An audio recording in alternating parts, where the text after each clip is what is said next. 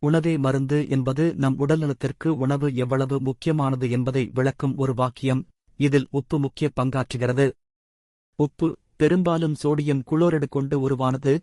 உடலின் திரவ சமநிலை, நரம்பு தகவல் பரிமாற்றம் மற்றும் தசை இயக்கம் போன்ற பல முக்கிய செயல்களுக்கு தேவையானது. ஆனால் சிறிதளவு உப்பு மட்டும் போதுமானது. அதிக அளவில் எடுத்துக்கொள்வது உயர் இரத்த அழுத்தம், இதய நோய் மற்றும் பக்கவாதம் போன்ற கடுமையான உடல் பிரச்சினைகளுக்கு வழிவகுக்கும். காய்கறிகள், பால் மற்றும் இறைச்சி போன்ற இயற்கை உணவுகளில் நமக்கு தேவையான சோடியம் உள்ளதே போதும். ஆனால் நவீன உணவு பழக்கங்களில் செயலாக்கப்பட்ட உணவுகள் மற்றும் பாஸ்ட் புட்கள் அதிக உப்பைக் கொண்டுள்ளன. இந்திய பாரம்பரிய மருத்துவ முறைகளான ஆயுர்வேதம் மற்றும் சித்தா உப்பின் பாகத்தை விரிவாகப் பேசுகின்றன. இது உணவு பசியை தூண்டும், குடல்களை சுத்தம் செய்யும் எனக் கூறினாலும், அளவுக்கு அதிகமான உப்பைப் பயன்படுத்தினால் தீங்கிழைக்கும் எனவும் எச்சரிக்கின்றன.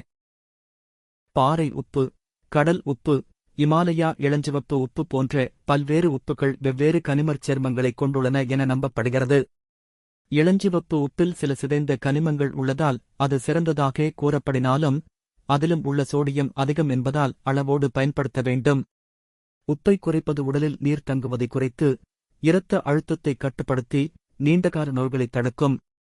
சமையலில் உப்புக்கு பதிலாக இயற்கை மசாலா பொருட்கள், கறிவேப்பிலை, இஞ்சி, பூண்டு போன்றவற்றை பயன்படுத்துவது நல்லளிக்கக்கூடியது.